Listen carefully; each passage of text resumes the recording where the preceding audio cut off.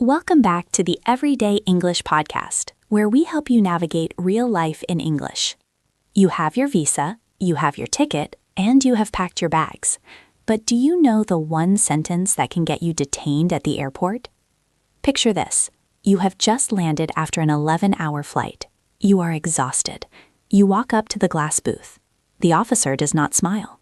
He stares at your passport and asks fast, "What is the nature of your visit, and do you have a return ticket?" I actually froze the first time this happened to me in New York. I was so nervous I started rambling about my friend's wedding details and almost got sent to the back room for questioning because I talked too much. Today, we are going to learn the precise, short answers you need to pass immigration in under 2 minutes without any stress. It is a terrible feeling, isn't it? You have done everything right. You have the legal documents. You are not a criminal. But standing in that line, watching the officer stamp the passport of the person in front of you, your heart just starts racing. It really does. And I think for many English learners, the fear isn't just about the law. It is about the language. You are tired, your brain is foggy from the airplane air, and suddenly you have to perform in a high-stakes English exam. Because that is what it feels like. It feels like an exam where if you fail, you go home. Exactly. And unlike a normal conversation, the person you are talking to is not trying to help you. They are not your teacher. They are not your friend. Their job is to be suspicious. Their job is to find reasons why you should not enter the country. That sounds scary, but it is actually good news for us today. Because once you understand that their job is to filter people quickly, you realize that the best English for this situation is simple English. You do not need complex grammar. You do not need beautiful vocabulary. You need clarity. Right. In this episode, we are going to break down the 3 distinct parts of this interview. We will look at the purpose question, the money and stay question, and the red flag words you must never say. Let's start with the mindset. Tom, you mentioned earlier that you rambled when you got nervous. That is the #1 mistake people make at the border. They talk too much. I did. I thought that if I gave more details, I would sound more honest. The officer asked me why I was visiting, and I started telling him about how I met my friend in college and how we haven't seen each other in 3 years and how excited I was for the wedding, and he just stared at me. And that stare is terrifying. The rule here is answer the question and then stop talking. We call this the period rule. You say your sentence and you put a period at the end. You do not add because or and. So if they ask, "How long are you staying?" you don't say, "Well, I have a ticket for 2 weeks, but I might change it if I like the city." No, you say 2 weeks or 14 days. Exactly. Short answers are safe answers. The more you talk, the more likely you are to make a grammar mistake or say a word that confuses them. Confusion leads to more questions. We want fewer questions. Okay, let's get into the first big question, the purpose question. They might phrase this in different ways. They might say, "Why are you here?" or "What is the purpose of your visit?" or "business or pleasure." This is where people get stuck. They often give answers that are too vague. A very common mistake is saying, "I am just traveling," or "I am just hanging out." Hanging out is a great phrase for friends, but a terrible phrase for a government officer. It sounds like you have no plan. And if you have no plan, maybe you will never leave. Exactly. We want to use a formula here. The formula is action plus location plus duration. Action, location, duration. Can you give us an example? Sure. Instead of "I am traveling," you say, "I am visiting tourist sites in London for 10 days. That is much better. It is specific. Visiting tourist sites is the action. London is the location. 10 days is the duration. Here is another one. If you are visiting family, do not just say "visiting family." Say, "I am visiting my sister in Toronto for 2 weeks." It feels formal, but it is very clear. What about if you were coming for a specific event, like my wedding example? You would say, "I am attending a wedding in New York for 5 days. Action, attending a wedding. Location, New York. Duration, 5 days. It really works. It sounds organized. It sounds like you are a responsible adult who has a plan. That is what the officer wants to see. They want to see that you are not just drifting around. What if I am coming for business? This is tricky because working is usually illegal on a standard visitor visa. This is a very important distinction. In English, working usually means you are being paid by a company in that country. If you are just going to a conference or a meeting, you are not working in the eyes of immigration. You are on business. So I should not say, I am coming to work with my team here. No, never say that. That sounds like you are taking a job. You should say, I am attending business meetings at my company's headquarters for 1 week. Attending meetings. That is a great safe phrase. It implies you are talking, listening, and planning, but not laboring or taking a salary from the local economy. Exactly. Another good word is conference. I am attending a conference. It is safe, specific, and temporary. Okay, so we have the purpose down. Be specific, use the formula. The next hurdle is usually about money or accommodation.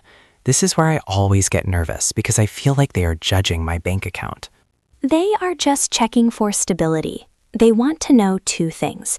Do you have a place to sleep? And can you afford to eat? If you cannot afford to eat, they worry you will try to find illegal work. So how do we answer the question, where will you be staying? If you are staying at a hotel, this is easy, but you must be ready.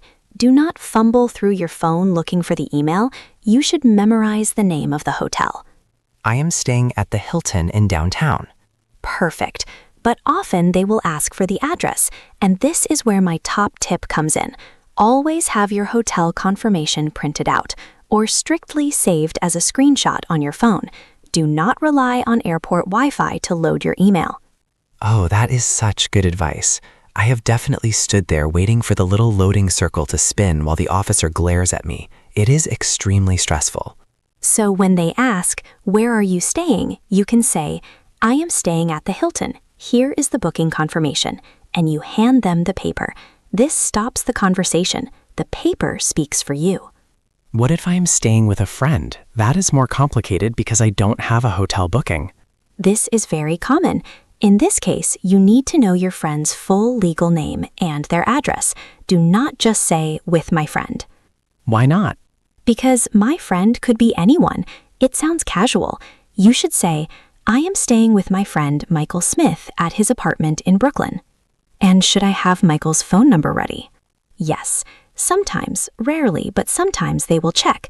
Having the details written down shows you are prepared. It makes you look like a low-risk traveler. Okay, so we have covered where we sleep. Now, the money question. How are you supporting yourself during this trip? This question feels rude in normal life. If I asked you this at a dinner party, you would be offended, but at the border, you must answer calmly. I remember the video we watched about visas talked about financial independence. Is that the same idea here? It is exactly the same idea. You need to show you have access to funds, but you do not need to say a specific number usually. You do not need to say, I have $5,000. So what should I say? You can say, I have credit cards and cash for my expenses. That's it? Usually, yes. If they push you, if they ask how much, then you can give an estimate. I have about $2,000 available on my card. I think the key here is confidence. If you hesitate, it looks like you have zero money. If you answer immediately, I have credit cards, it sounds like money is not a problem for you. Precisely. And talking about money and hotels brings us to the most dangerous part of the conversation, the red flag words. These are words that seem innocent to an English learner, but sound suspicious to an immigration officer. Yes, these are words that trigger what we call secondary inspection.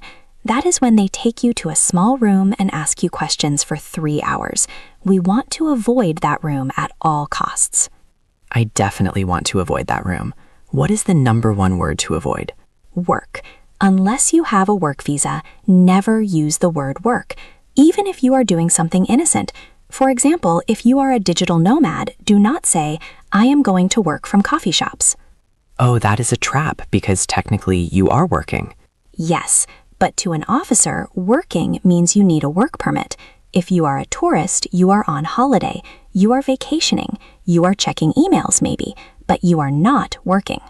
What about volunteer? I know many people travel to do volunteer experiences. This is a huge trap.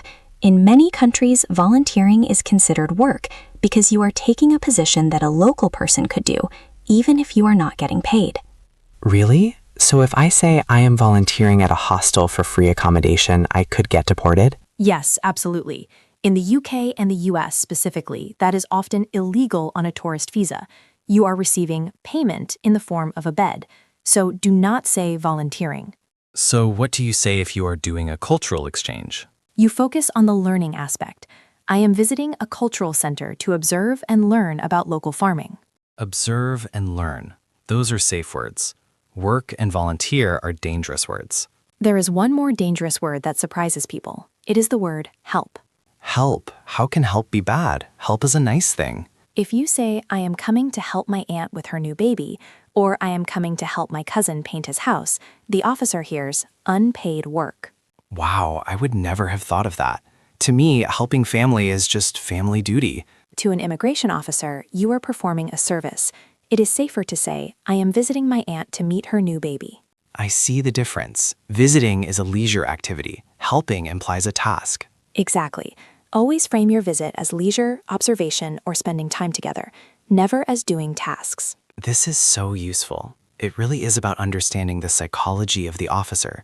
They are looking for labor law violations. We need to present ourselves as consumers and tourists. Before we move on to our simulation, I want to take a quick moment to ask you something. If you are finding these real-life strategies helpful and you want to make sure you can handle situations like this every week, please make sure you are subscribed to the Everyday English podcast. And hit the bell icon. It really helps us know that these practical survival topics are useful for you. Okay, Tom, are you ready to sweat a little bit? I am already sweating, Sarah, but yes, I am ready. We are going to do a simulation. I am going to be the immigration officer. I am going to be grumpy, tired, and fast. You are the traveler. I want you to use the formulas we just discussed. Okay, I am arriving in the USA. I am a tourist. Let's do this. Next, passport, please. Here you go. What is the purpose of your visit to the United States? I am visiting tourist sites in New York City for 10 days. Do you have a return ticket? Yes, I fly back to London on October 24th. Here's the confirmation. Where will you be staying? I am staying at the Sheraton Hotel in Times Square. How are you funding this trip? I have savings and credit cards to cover all my expenses. Do you have any friends or family here? No, I do not. Okay, stamp. Welcome to the United States. Whew, that was intense, even just pretending. You did great. Let's break down why that worked. First, your purpose answer. I said visiting tourist sites in New York for 10 days. Action, location, duration. Perfect. Then I asked about the return ticket. I gave the specific date, October 24th. I think dates are better than saying in a week. It sounds more definite. I agree. Specific dates show you have a plan. And then the accommodation. I named the specific hotel, the Sheraton. And finally, the money question. You didn't give me a number, but you were confident. I have savings and credit cards. It felt very robotic, to be honest. It didn't feel like my natural personality. That is the point. At the border, you do not want to be a personality. You want to be a processed passenger. Be robotic. Be boring. Boring people get into the country. Interesting people get questioned. Be boring. That is going to be my mantra next time I travel. Now, let's try a harder one. Let's say you are staying with a friend. Okay, I am ready. Next, why are you visiting today? I am visiting my friend in Chicago for 2 weeks. What is your friend's status in the U.S.? He is a permanent resident. Where does he live? He lives at 123 Main Street in Chicago. I have his address and phone number right here. How much cash are you carrying? I have $200 in cash and 2 credit cards. Do you plan to work while you are here? No, I am strictly here for a vacation. Okay, you are good to go. That one was trickier. When you asked about my friend's status, I had to know if he was a citizen or a resident. Yes, that is a common follow-up. If you are visiting someone, know their legal status. Are they a student, a citizen, a visa holder? If you do not know, it looks suspicious. And the money question, you asked specifically about cash. Sometimes they do that. How much cash? If you say 0, it can be strange. If you say $10,000, that is illegal without declaring it. Right, there is a limit. Usually $10,000 is the limit before you have to fill out extra forms. So $200 is a nice safe amount. Enough for a taxi and food, but not enough to look like a drug dealer. Exactly. And notice how you answered the work question. No, I am strictly here for a vacation. Strictly is a great power word there. It means only. It felt very firm, strictly. I like that.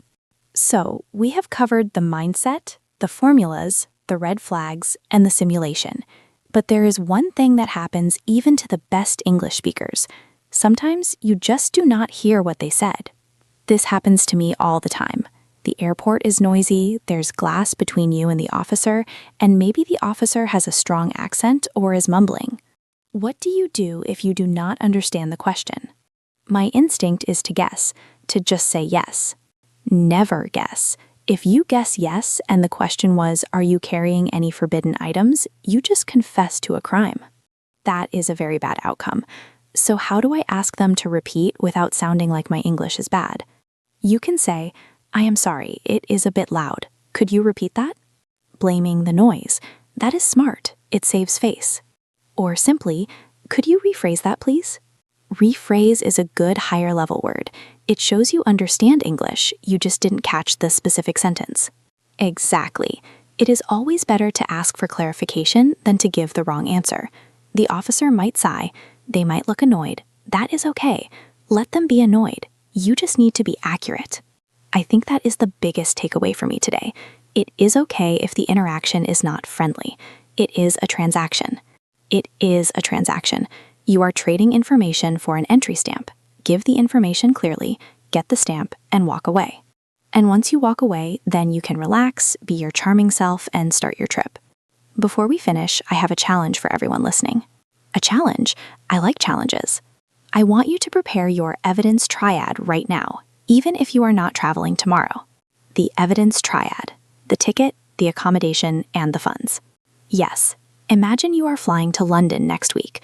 Write down a fake hotel name and address. Write down a return date, and then practice saying the sentence out loud. I am staying at the Grand Hotel on Oxford Street. I return on November 5th. Record yourself on your phone. Listen to it. Do you sound confident? Do you sound bored? Remember, we want to sound bored and certain. Practice it 3 times. It sounds silly to practice saying a hotel address, but when your adrenaline is spiking at the airport, that muscle memory will save you. It really will. And keep a screenshot of those details on your phone. That is your safety net. No more relying on airport Wi-Fi? Absolutely not. Well, that brings us to the end of our survival guide for airport immigration. We hope this makes your next trip a little less stressful and a lot more successful. You've got this. Just breathe, be brief, and be boring. See you in the next episode. Bye for now.